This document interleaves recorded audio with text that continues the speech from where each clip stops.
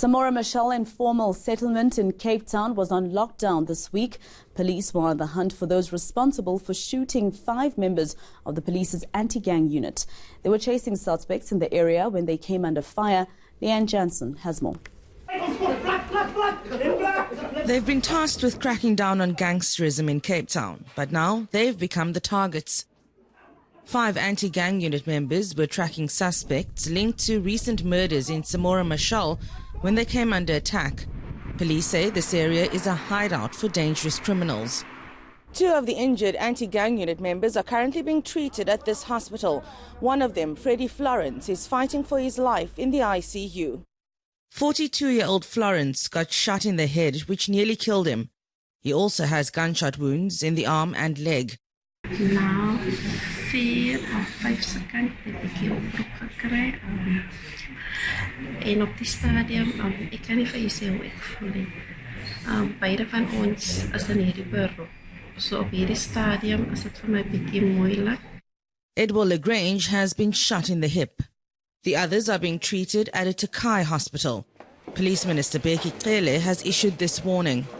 Unfortunately, life until we find this guy is going to be difficult for the people of Samora because we are going to up the game. Samora Machel will be locked down for 72 hours until all those involved are arrested. We will be searching every single place and every single facility until we have tracked down and found this member, and from there systematically we will move into any area on a lockdown basis with the same amount of forces. A 26-year-old man has since been arrested. A manhunt is underway for the rest. Leanne Jansen, Cape Town. Now, medical staff at the Mamelodi Hospital have broken their silence. This after an elderly woman, Martha Mare, was tied to a steel bench there for 8 hours. They say it was because of a shortage of beds and staff. Meanwhile, the South African Human Rights Commission has inspected the hospital. Leranzo Temba has the story. Unannounced and demanding answers. Human Rights Commission officials inspecting the hospital that's been marred by controversy. And medical staff here are holding no punches and describing their dire working conditions. Overcrowding. The patients become so irritable with us, impatient with us, blaming us. And many times we need to even close the casualty that we're not able to cope because we don't have the beds, we don't have sufficient, even manpower. Last month, 76-year-old Martha Mare was humiliated and tied to this bench for 8 hours. The patient was restrained sitting up, and as they were admitting that the patient was, the confusion was setting in. She was trying to remove the restraints. When we tried to remove the restraints at the end of the day. She's sitting here. How is she restrained?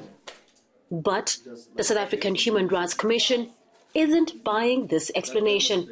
If we do not find that explanation plausible, we are still of the view that her rights were infringed, and we will continue with our litigation against the department. We are also amenable to settling this matter out of court. 5 people, including 3 doctors, a nurse and a security guard, are on special leave for their role in tying up Martha Mare. Leranzo Temba, Pretoria. Meanwhile, Health Minister Zweli Mkhize says he'll be taking tough action against Mamelodi Hospital staff found guilty of ill-treating the elderly woman.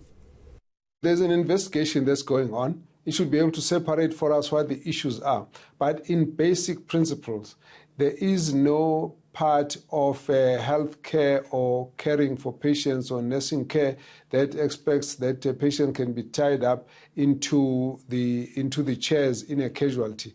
There is no such, and therefore we think that whatever the circumstances are, we should find out what happened. In the case of this particular patient, Ms. Mare, we have actually got a team that's investigating as to whether it was security or the nurses or who did it. It's something that must be clear. We have made it also clear as well that we will find out, and we expect that there should be consequences for those who have where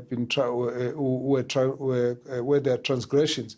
But where there are problems of staff shortage, where there are problems of other constraints beyond their control, control and all of that, that will come out.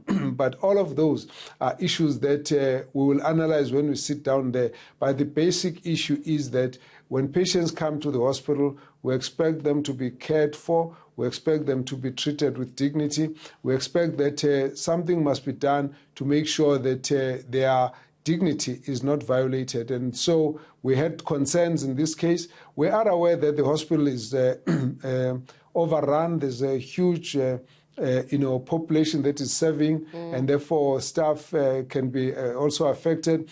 But there are limits that we expect, and there are issues which really are not expected to be part of a normal daily health care of patients.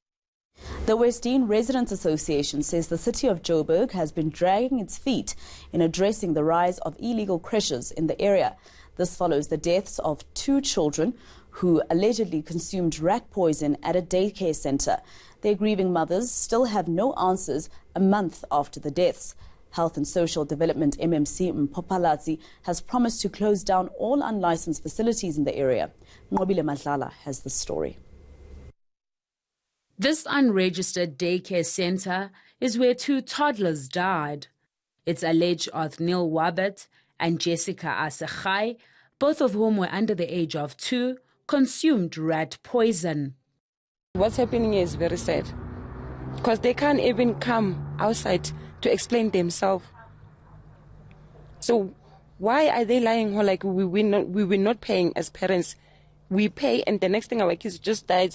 Our babies died. Why don't you go out there to the house where the kid died? Why don't all of you go there? The owner of the property initially refused to speak to the media, but after speaking to officials, he had this to say. I help the community, the people in the street that's coming with all this, help them, open up for the community. Okay, so even now you help still them because they're going to work. Who's going to look after the kids? The local residents association says the city of Johannesburg has been dragging its feet in addressing the rise of the illegal creches in the area. This was one of the properties that's been reported to the city in 2017. We reported it back then as an illegal commune that's being run in the area. But the Social Development MEC is claiming the issue's only been brought to her attention now. There are expectations of officials, particularly where there's incidents of this nature, to report it sooner rather than later. So this is a gap in the system, and I have communicated with environmental health that I will be holding them accountable. The children attending this daycare center have now been moved to another unregistered creche up the road. The MMC is promising to close down all unlicensed facilities in the area. My child passed away here. But that's little comfort for Othniel Wabet and Jessica Asechai's parents. Nqobile Madlala, Johannesburg. The country's railway sector can't seem to catch a break. Former railway safety regulator Nkululeko Boya is fighting to clear his name. He resigned as CEO last week amid an ongoing disciplinary hearing against him. He faces 14 charges, among them alleged misconduct and abuse of power. But he's adamant the disciplinary process against him is being handled unfairly. RSR changed council. Now, you ask yourself a question, why, if indeed you felt that you had your processes, why do you change counsel, first of all? Secondly, why do you change the approach? Why you don't allow your witnesses to be cross-examined? Why you don't allow you bring witnesses on the table for my legal team to cross-examine them? And then RSR decides not to pay me my salary. Now, I could not then pay my lawyers. I could not fly in my witnesses. I had indicated that I will bring in about 20 witnesses to prove my case. I could not fly all of those in. And we believe that that was done deliberately to curtail my resources for me to be able to then sit and be able to go through the process of the DC. Now, that was done end of May month in terms of that. And they knew that on the 6th of June, I was supposed to present myself and I need to pay accommodation for the witnesses were coming as far as Northern Cape, Eastern Cape, and KZN. And I needed to pay for them to be at the DC. I could not be able to do that because I had no resources to be able to do that. Now, and that's why then we have found ourselves here, that I felt through the advice that I'd received from my lawyers that it was indeed an appropriate thing to do. But as I said, to anyone, I would not wait for 18 months, Faith. Wait for my process. And this process only commenced in October 2018, not in November 2017. Coming up shortly, something to give you the feels. A South African academic has received funding from the UK to research HIV-related cancer.